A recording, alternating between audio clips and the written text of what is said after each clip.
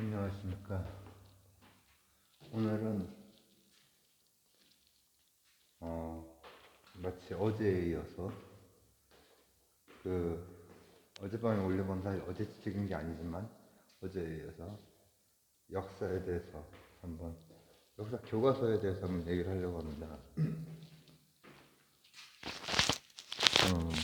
그래서 오늘도 뭐 일정한 하나의 주제를 가지고 이렇게 얘기를 하는 건 아니고 좀 뭐 입체적인 시각이나 이런 것들에 대해서 좀 자극이 될 수 있으면 좋겠다 그런 생각으로 그날 찍으면서 갑자기 하고 싶은 말이 되게 많이 이렇게 떠오르는데 몸은 안 되고 또 뭐 제 역량의 한계도 있고 해서 이제 못했는데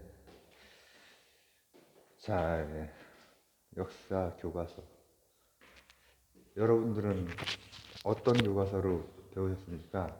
역사를 저는 국정 교과서로 국사는 국정 교과서로 배웠고 또 국사 말고 세계사도 있었는데 그거는 이제 뭐 검정인 교과서로 배웠죠. 그래서 세계사 교과서는 학교에서 이제 선택을 하는 거죠. 그러니까 뭐 학교마다 다 다른 거를 이제 쓸 수 있고 이제 그거 했고 국사는 다 똑같은 어느 학교나 다 똑같은 제 기억에 이렇게 상하로 나눠져 있었던 것 같아요. 그리고 암기량이 굉장히 많았고 또 그때 뭐 과목도 많았고 사회 과목 뭐 또 과학 과목도 많았고 국사는 암기량도 많았고 근데 이제 지금 배우시는 분들은 한국사는 지금 뭐 시험 보시고 하시는 분들은 준비 안 하고 보잖아요. 쉽게 나오니까.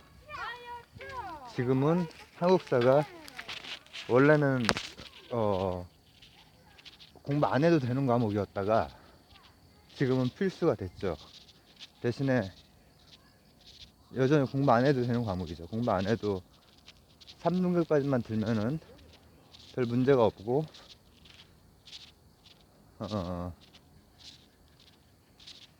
3등급은 다 뭐 나올 정도로 쉽게 나오니까 그 시스템으로 바뀐 게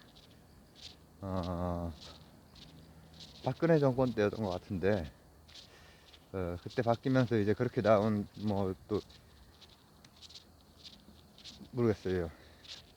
그렇게 쉽게 하고 현대사를 빼는 방향으로 뭐 현대사의 공, 과 이런 게 그리고 그때 뭐 쓰는 사람들이 뭐 눈치 보느라고 눈치 보면 했을 텐데 왜 굳이 현대사 부분을 그렇게 소략하게 했는지 이제 저는 이제 그 국사 교과서 그러니까 지금 한국사죠. 한국사 교과서는 제가 이제 뭐 본 적은 없고요. 한국사도 지금 그러니까 검정인으로 나오나?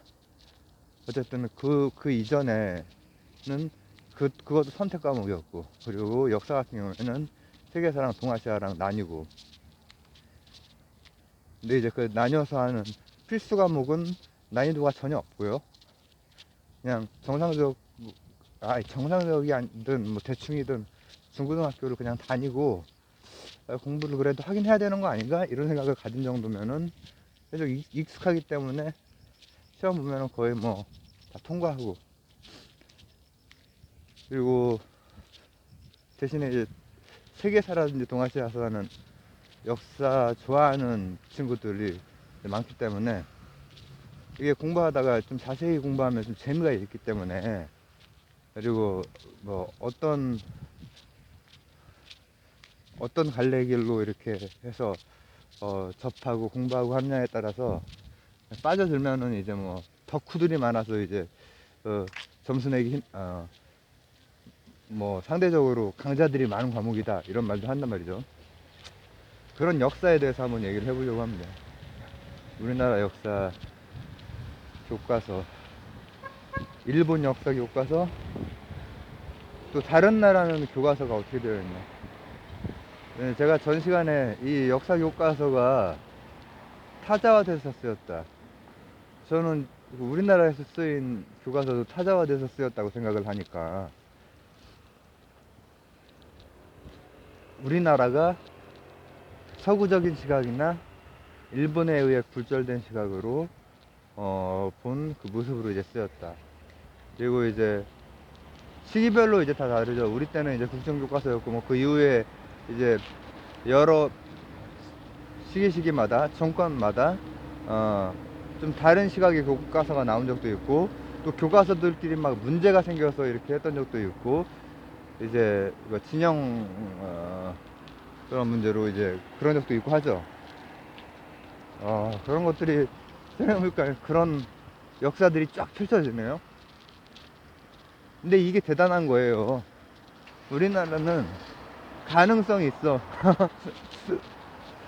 제가 어렸을 때부터 해서 지금까지 교과서 가지고 이렇게 뜨겁게 논쟁하고 여러 번 바뀌고 여러 번 뒤집히고 여러 번 막 축소시키려고 하고 다시 또 이렇게 되고 이렇게 이런 과정들이 역동적으로, 일본은 우리가 교육부, 일본은 문부성이죠.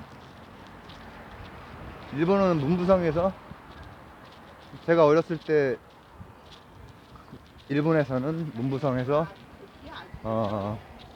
교과서에 대한 기본적인 지침이 딱 나오고, 그리고 지금까지 한 번도 안 바뀌었어요. 그 기본이 한 번도 안 바뀌었어요. 뭐냐면은 일본은 침략한 부분 있죠.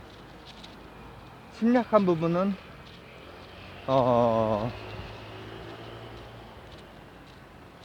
몰라요. 교육에서 교과서에 그 부분이 거의 안 나오기 때문에 그걸 그냥 그 긴 역사를 한두 줄로 처리 이렇게 하고, 그럼 뭐 그 시험 문제도 안 나오면은 그거 공부할 필요가 있나? 어디만 자세히 나오냐면은 태평양 전쟁은 자세히 나와요. 피해를 받았으니까. 히로시마 나가사키에 피해를 받았으니까는 그거 잊지 말자 이렇게 나와. 우리도 그렇죠. 우리도 피해 받은 그런 부분은 굉장히 자세히 이제 예전에 잠깐만, 지금도 있나? 근현대사라고 지금 과목이 있나요? 근현대사라는 우리나라 역사, 거기 보면 다 그거죠. 다 그 피해받은 역사. 근데 그런 거는 어느 나라나 다 자국의 피해에 대해서는 민감하게 이제 다 이렇게 하죠. 그리고 제가 지금 그 역사 교과서에 얘기를 하면서 일본 얘기를 했는데, 일본이랑 우리나라랑, 제가 어렸을 때 일본에 대해 드는 양가 감정은 이런 거였어요. 정서적으로 우리나라의 중년 이상이라면은 좀 너무나 당연한 거긴 하지만은 굉장히 그 반일 감정이 당연히 기본적으로 깔려 있죠. 이제 젊은 층 같은 경우에는 또 그래도 뭐 옆에 나라 아니냐, 뭐 좋아서 옆에 사냐, 그냥 옆에 사니까는 어울려 살아야지, 이런 생각들도 있고. 근데 우리 때는 제가 할머니 할아버지가 다 일제시대에 그 태어나시고 또 젊은 시절을 보내셨고, 일본어를 20년대생들이신데 1920년이요 지금 20년 아니고. 그러니까 일본어를 되게 잘하시고, 그래서 제가 이렇게 딱 들으면 갑자기 다른 사람처럼 보일 때가 있었어. 할머니가 갑자기 그 일본말을 갑자기 하시거나, 단어 같은 거는 그 우리 생활에 많이 이렇게 남아있잖아요. 스메끼리, 아르바시 막 이런 거. 그런 건 내가 알지만은 갑자기 일본말을 하실 때가 있어. 그리고 일본 말은 아닌데 일본 얘기를 들려줄 때가 있어. 뭐? 모모타우로인가? 무슨 복숭아 아이 뭐 그런 하여튼 그런 일본 동화. 왜냐? 할머니 할아버지는 어렸을 때 그런 거를 이제 듣고 잘하시고 소학교를 다니시고 했으니까. 그리고 거기에서 일본어로 이제 수업하고 배우시고 한 거지. 그러니까 이게 엄청나게 먼 옛날이 아니고, 할머니 할아버지의 어린 시절 막 이런 거는, 제가 어렸을 때 할머니 할아버지 봤을 때 어린 시절이 있을 거라고 생각이 드나요? 안 들지? 근데 이제 지금 와서 생각해보니까 어린 시절에 이제 그렇게 이제 하신 거죠. 그리고 그때 시절 분들이나 아니면 한 중년 정도까지는 그냥 태어났을 뿐인데 반일 감정 속에서 자랐고, 그리고 양가 감정이란 건 뭐냐면은, 근데 일본이 아주 우리랑 격차가 너무나 많이 나는, 따라잡을 수 없다. 최소 30년 격차는 난다. 그리고 일본을 살면은 미국도 다 산다. 그리고 일본의 소니, 혼다 뭐 엄청 나던 때이기 때문에. 근데 일본은 우리나라처럼 역동적이지가 않아요. 일본은, 내가 그래서 역사 교과서를 한번 오늘 다루는 거예요. 왜냐하면은 일본은 중년 이하, 저처럼 이제 중년 나 이하인 분들, 우리나라 젊은 분들 같은 경우에는 이웃이니까 그래도 어울려는 살아야지, 이렇게 생각을 한다고 해도 아실만한 분들은 그 역사를 아시잖아요. 대략적으로나마. 우리나라 교육도 문제들이 있죠. 우리나라가 뭐 조선시대까지 역사를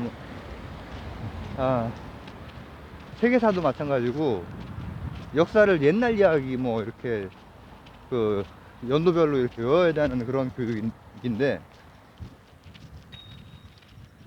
저희 때도 그랬고 뭐 지금도 뭐, 제가 지금 거는 저기는 본 적이 없어요. 세계사 교과서는 본 적은 없지만은 동아시아사 그걸 한번 훑어본 적이 있거든요.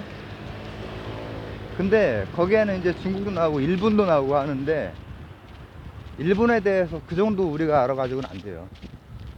우리 때는 일본을 너무 몰랐고, 일본을 너무 모르니까는 양가 감정만 있는 거지.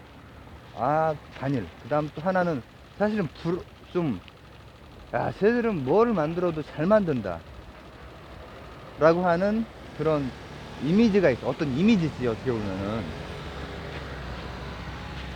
지금은 또 여러 가지 문제점들도 노출이 되고 하는 그런 상황인데, 일본에. 근데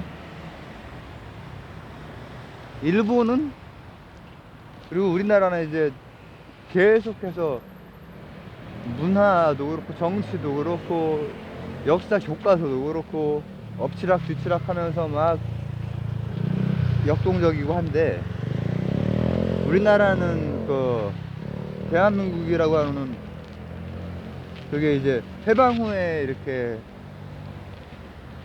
임시정부부터이지만은, 해방 후 그때 이렇게 됐을 때부터 바로 민주주의 그 시스템에 따라서 끌어내리고 이거를 최근까지 해온 나라잖아요. 근데 일본은 거의 그냥 외지 유신 세력이 계속 쭉 가는 거지. 최근에 아베 총리 그 사건이 있긴 했지만은, 중요한 거는 일본은 최소한 중년 이하의 사람들은 몰라요. 역사를 몰라. 거기에서 멀어지게 잠깐만, 우리나라는 지금 필수 과목이지만은 거의 뭐 허울뿐인 필수 과목이고, 한국사 말하는 거예요. 국사를 생각할 때. 그리고 일본이 아마 그 일본에 일본사가 있을 거 아니에요. 일본도 마찬가지로 역사, 그냥 세계사는 필수 과목인데 일본사 이게 선택 과목도 되고 막 이런 식이에요. 왜냐면은 일본에서는 말씀드렸듯이 일본의 젊은 층이 한류에 대해서 예전 혐한들보다는 호의적이잖아요. 호의적인데 몰라요. 한국이랑 일본 간의 관계나 이런 거에 대해서 진짜 깜짝 놀랄 정도로 일본은 교과서에서 한두 줄 나오긴 하는데 그 나오는 게 진짜 짧은 한 줄로 그냥 끝나거든요. 조선이 일본의 식민지였다 이렇게 나오고, 또 뭐 일본 중국 그것도 태평양 전쟁 관련해 가지고 난징대학살이라든지 걔네들은 그 임진왜란 때도 되게 잔인하게 이렇게 뭘 하잖아. 뭐 배워가고 막 이렇게 하는 거. 난징대학살 때도 근데 이게 딱 표현을 못 하겠는데 이제 엄청 잔인해요. 엄청 잔인하게. 물론 일본도 그 이제 원폭 때 죽은 사람들이 일반인들이거든요. 일반인들이 대부분 죽었지. 거기에 제일도 많고. 근데 일본은 죽이고 나서 그 사람 이 사체에 너무 잔인한 짓을 많이 했어요. 그런 것들을 이제 역사에 관심 있는 분들은 독서를 통해서 이렇게 막 아시고, 요즘엔 인터넷 세상이라서 인터넷에 그런 자료가 올라와 있을지도 모르겠다. 난징대학살 쳐보면은 인간을 가지고 하면 안 되는, 야 뭐 저렇게 하냐 진짜 막 역겹다 싶은 그런 거를 많이 하고, 그뿐 아니라 이제 모 부대에서 이제 걔들은 군벌이 지들 마음대로 하니까 사무라이 시대부터 1000년이 넘은 전통이란 말이야 그게. 마루타 부대. 제가 그건 얘기한 적이 한번 언제 있었냐면은 바이오 얘기하다가 얘기한 적이 있는데 금세기에 와서 그때 당시에 생체 실험에 참여했던 과학자들을 도쿄대학에서 뭘 주려고 했어. 명예박사인가 뭐 하여튼 훈장인가를 주려고 했어. 그때 일본 내에서 반대의 목소리 때문에 이제 그게 이제 일본은 재밌는 게 뭐냐면은 전체로 봤을 때는 정치, 역사에 관심이 없어요. 전체로. 그리고 일부는 혐한, 진짜 우리나라의 그도 뭐 극우도 있긴 하지만은 일본 혐한 또 복잡합니다. 그것도 이제 연결되는 거 고리를 이제 해보면은 걔네들 다 돈줄이 있으니까 활동을 하는 거 아니에요. 일본 역사랑도 관련이 있고. 근데 그러면서 동시에 합리적인 소리 내는 사람 늘 있어 왔어. 그것도 제가 전에 얘기한 적 있죠.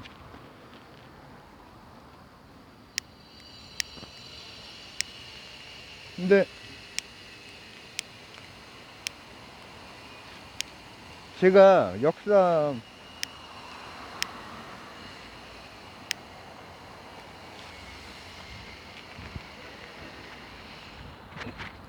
우리나라에서 고등학교까지 제대로 공부를 하고 대학 뭐 진학을 뭐 했건 안 했건 했어도 만약에 전공이 뭐 다른 쪽이면은 역사책을 자신이 이렇게 원해서 찾아보는 경우가 아니면은 그렇게 많이 못 본단 말이야. 그러면은 솔직히 말하면은 뉴스에 터지는 사건 사고 같은 거를 자기 힘으로 소화하기도 참 힘들어요. 우리나라 그 역사 교육으로는. 여기저기 분쟁적들이라든지 아프간 문제가 됐건 파키스탄 또 저기 어디야 지금 우크라이나 이런 문제가 됐건 이런 게 우리나라 세계사 배운다고 거기 역사에 대해서 거기 지금 터지는 일에 대해서 아 저기 핵심이 뭐다 이런 거 찾아내기 되게 어렵잖아요. 근데 교과서가 어떻게 쓰이느냐에 따라서 엄청 달라지는 것 같아요. 보면은 일본 젊은 사람들은 독도 같은 거는 몰라요. 그리고 독도를 아는 사람들은 이제 타케시마라고 이제 하잖아. 근데 막상 그 타케시마를 아는 사람도 타케시마 위치는 몰라요.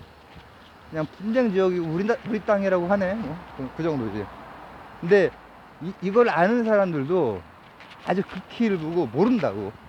특히 젊은 층은 20, 30대까지 뭐 거의 40대 중년 정도까지도 왜냐면 그때부터 문부성에서 그걸 안 했기 때문에 그러면은 장기적으로 보면 걔네 손해야 내가 볼 때는. 그리고 이제 독일이랑 일본 비교를 많이 하지만 제가 이제 오늘 하려고 하는 게 제가 일본 친구들도 많이 있고 또 일본에 대해서 평가하는 부분도 많이 있어요. 근데 이제 꼬인 문제들을 풀 때 좀 잘 풀어야 돼요. 이제 젊은 분들도 이제 거기에 이제 그분들이 주역이 이제 되겠지만 곧 그분들은 공존해야 된다. 공존해야지 뭐 일본을 지우개로 지울 거야? 근데 역사 문제가 양쪽의 주장이 완전 다르잖아요. 역사에 대해서 일본에서 말하는 사람들은 목소리가 큰 사람들은 말 같지 않은 소리를 하고 그리고 일부 이제 일본에는 뭐 양심적인 소리나 아니면 여러 가지 소리도 다 늘 있긴 있었는데 그 사람들이 우리나라 같지는 않죠. 우리나라는 국민들 민이 그냥 다 그냥 막 해버리는 그런 거라면은 거기 이제 그렇지는 않단 말이야. 굉장히 일부야, 소수야. 근데 우리나라가 그 역사를 뭔가 조금이라도 부풀리거나 왜곡되거나 아니면은 자료로 탄탄하게 뒷받침 안 되는 부분은 그런 부분에서 이제 서로 뭐라고 하면 좋을까 상반된 얘기를 할 수가 있잖아요. 이런 부분들을 좁혀야 돼요. 준비를 할 때 되게 깔끔하게 준비를 해야 돼요. 제가 이제 그 배울 때도 여러 데이터나 자료 같은 게 들쭉날쭉 했는데 아주 신빙성 있고 정확한 것, 그리고 사과는 어떻게 해야 되고 몇 번 해야 되고 돈은 얼마를 줘야 되고 몇 번 줘야 되고 이런 거에 대해서도 한번 생각을 해보자는 거예요. 왜냐하면은 일본 측에서는 늘 우리는 사과도 했고 배상도 했는데 뭐냐 늘 그러죠. 그 일부의 그 구구 쪽 사람들은. 그리고 생각을 해보면은 몇 차례 그 사과성 담화도 있었고 그리고 돈도 이래저래 뭐 준 적이 있죠. 특히 이제 박통 때 그것 때문에 시위가 64년도인가 65년도인가 그때 있었잖아요. 제가 태어나기 전이긴 하지만 근데 그러면은 이게 일본 태도가 마음에 안 들죠. 마음에 안 들긴 하는데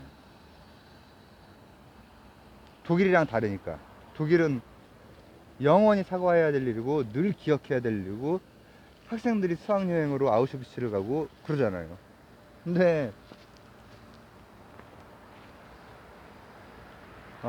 같은 제국주의였던 프랑스나 영국이나 이런 나라는 일본보다 더 심해요. 왜 독일이랑 일본이 그래도 같이 비교가 되고 우리가 그러냐면은 패전국이니까 패전국이니까 그런 거예요. 프랑스는 승전국이잖아요. 승전국이라서 승전 이후에도 아프리카에서 계속 지랄을 했다고요. 아프리카에 특히 알제리 같은 경우에는 이게 왜 우리나라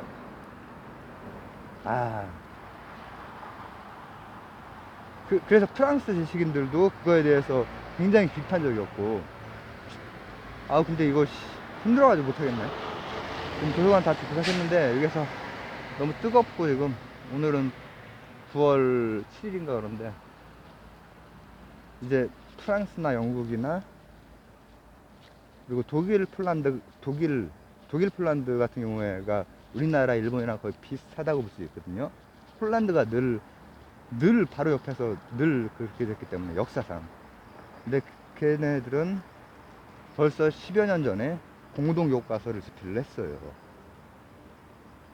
공동교과서를 집필을 했다는 것은 양쪽이 객관적 자료만 가지고 했다는 거죠. 그런 얘기를 이 다음 탄에 하겠습니다.